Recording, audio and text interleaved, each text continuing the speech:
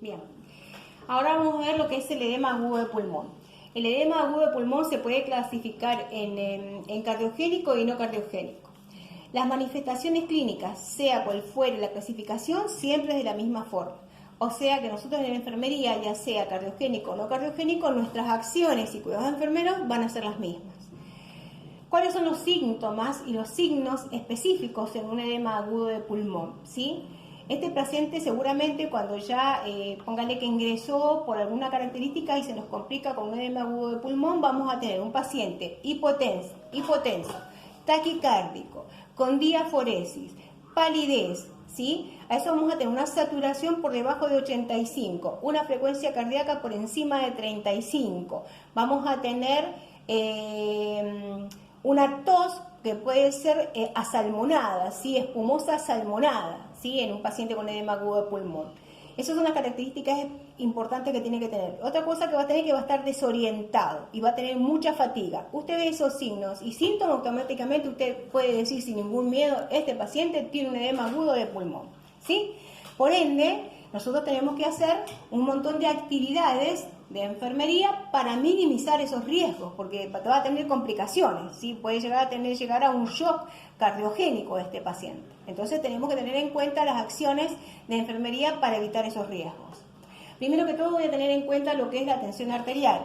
Habíamos dicho que cuando ya está presentado, declarado como un edema agudo de pulmón, la tensión arterial generalmente va a estar baja, ¿sí? La frecuencia cardíaca va a estar elevada. La dinámica respiratoria, ¿sí? Va a estar totalmente alterada. Va a tener, por ejemplo, alteración en los movimientos torácicos. El paciente va a tener una respiración paradojal, va a tener específicamente incurgitación yugular, ¿sí? Va a tener una disnea al esfuerzo y va a tener sibilancias y una tos, habíamos dicho, asalmonada. La temperatura, en este caso, como hay una vasoconstricción, ¿sí? Generalmente puede estar afebril o con un síndrome desfebricular, ¿sí? Por esto que habíamos dicho que al tener el paciente unos signos netos de hipovolemia, nosotros la temperatura, quien lleva el calor al cuerpo, es la sangre y hay una disminución de la circulación. Por ende podemos llegar a tener, ¿no es cierto?, una temperatura baja o con una leve febrícula. Tenemos que tener en cuenta también el peso del paciente, porque es un paciente de riesgo que puede pasar a la unidad coronaria, ya que es un paciente, ¿no es cierto?, que puede llegar a tener un trastorno cardiorrespiratorio. Entonces, si este paciente se descompensa y llega a necesitar inotrópicos, el médico necesita saber el peso del paciente para determinar qué dosis le va a indicar. Tenemos que tener en cuenta el dolor, ¿sí? Y como es cardiorrespiratorio, le tengo que hacer un electrocardiograma, ¿sí? ¿Qué voy a hacer en segundo paso? Le voy a colocar oxigenoterapia, ¿sí? Acá hay un cuidado muy específico en la parte de oxigenoterapia, porque si ya tenemos un paciente que presenta una tos húmeda y que no puede respirar, yo no le puedo poner oxigenoterapia humidificado. Tengo que colocarle una oxigenoterapia a alto flujo, pero que no sea humidificado. Y el único que podemos colocar que no es humidificado son, ¿no es cierto?, la oxigenoterapia con bolsas de restribución, ¿sí? Si el paciente tiene una tos seca, se podría colocar oxigenoterapia humidificado, pero si no, no, ¿sí? Únicamente la oxigenoterapia es con la máscara de reservorio, que puede ser con inhalación o reinhalación, ¿está? Esas máscaras evitan que el paciente llegue, ¿no es cierto?, a una hipercapnia. Entonces, por eso es fundamental saber, de alguna manera, seleccionar el material que vamos a utilizar para brindarle oxigenoterapia. La posición del paciente es fundamental, ¿no es cierto? Habíamos dicho que en todos los trastornos respiratorios, la posición de Semi-Fowler. Le tenemos que colocar una vía. Y acá en la vía tenemos que tener mucho cuidado. Si bien el paciente está hipotenso, tiene problemas en la redistribución de los volúmenes. Por ende, la hidratación parenteral siempre va a estar a bajo flujo, o sea, a menos de 7 gotas o 7 gotas por minuto, no más. Tenemos que controlar los edemas, porque si es un paciente cardiogénico, seguramente si ha tenido una insuficiencia cardíaca o congestiva, va a tener edemas a nivel periférico, edemas a nivel, ¿no es cierto?, de la cintura, ¿sí? Y también el edema que se está presentando a nivel pulmonar, ¿está? Vamos a tener en cuenta los antecedentes, ¿sí?, que tiene el paciente, en este caso si son cardiocológicos o no, para determinar, ahí sí podemos determinar si es un edema agudo de pulmón cardiogénico o no cardiogénico, según el antecedente que tenga. Acá tenemos que comenzar en forma inmediata con el tratamiento para este paciente.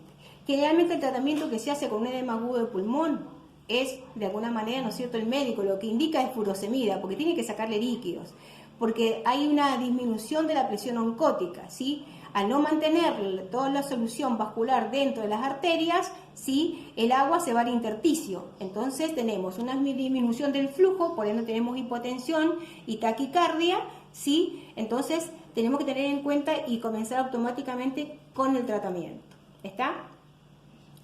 Vamos a tener un control estricto de la ingreso y egreso, porque si este paciente no orina, no va a responder al tratamiento, porque lo único que va a mejorar, cuando ve que yo le pregunto en el caso, ¿qué va a evaluar especialmente en este paciente? En el paciente con edema agudo de pulmón, lo que yo tengo que evaluar es la dinámica respiratoria, pero para que esa dinámica respiratoria mejore, tiene que orinar. Si no orina y no saca los líquidos que están en el intersticio, este paciente no mejora y se me complica. Entonces es donde yo tengo que observar y evaluar a este paciente. Después de haberlo recepcionado al paciente, conociendo tus antecedentes y todo eso, yo me voy nuevamente, ¿no sé?, todas las acciones que voy a continuar, porque ya acá lo recepcioné, ahora tengo que mantener las acciones de enfermería para que se mantenga estable. Como siempre, tratando de un poco de llevar al PAE, vamos a plantear un objetivo general para el paciente y objetivos específicos para enfermería. Decimos entonces, volvemos a lo mismo de hace rato, vamos a tratar de mantener las vías aéreas permeables, porque este paciente, cuando tiene secreciones, pareciera que estuvieran permanentemente tosiendo esa tos como una saliva, ¿sí?, en forma permanente rosácea, ¿sí? Entonces muchas veces hay que aspirarlo, porque él no puede sacar las secreciones, ¿sí? Tenemos que evaluar y minimizar los riesgos, ¿sí?, que pueden llegar a tener para complicarse, o sea, en la posición, la saturación de oxígeno, mantenerlo, brindarle soporte de oxígeno ajustado según a la necesidad del paciente, ¿sí?, observar, ¿sí?, el estado de conciencia, el estado cognitivo, ¿sí? Si el paciente empieza a perder el estado cognitivo, ya nos está diciendo que este paciente tiene, ¿no es cierto?, una acidosis mixta, porque ya el paciente ya tiene una falta de oxígeno a nivel tisular y a nivel arterial. Por ende, el estado de conciencia es muy importante, ¿sí? Tenemos que evaluar el estado de conciencia del paciente para ver si está ubicado en tiempo y espacio, no solamente que tenga fatiga, sino que ya tenga alteración, ¿no es cierto?, mental. Mejor dicho, alteración cognitiva, no mental. Tenemos que de alguna forma ayudar a bajar los edemas, ¿sí? Y hay un montón de acciones para bajar los edemas. Primero que todo, yo tengo que medir los edemas con los signos de Godet, ¿sí?, para ver qué grado, ¿no es cierto?, de edemas tiene el paciente. Recuerde que un paciente con grado 3 de Godet de edemas ya generalmente tiene una acumulación entre 6 a 12 litros de agua. Sí, señora, por eso usted cuando el paciente comience con el tratamiento que es la furosemida, usted va a ver que va a orinar muchísimo, porque es todo el líquido que está en el intersticio. Por eso es fundamental, ¿no es cierto?, controlar lo que es el ingreso y el egreso del paciente. Tenemos que tener en cuenta que en este tratamiento, que el tratamiento principal es de alguna manera, ¿no es cierto?, aumentar la función urinaria, ¿sí?, no vayamos a tener descontrol hidroelectrolítico. Por ende, yo tengo que reconocer los signos de hipocalemia e hiponatremia, ¿sí? Acuérdense del trabajo de medio interno.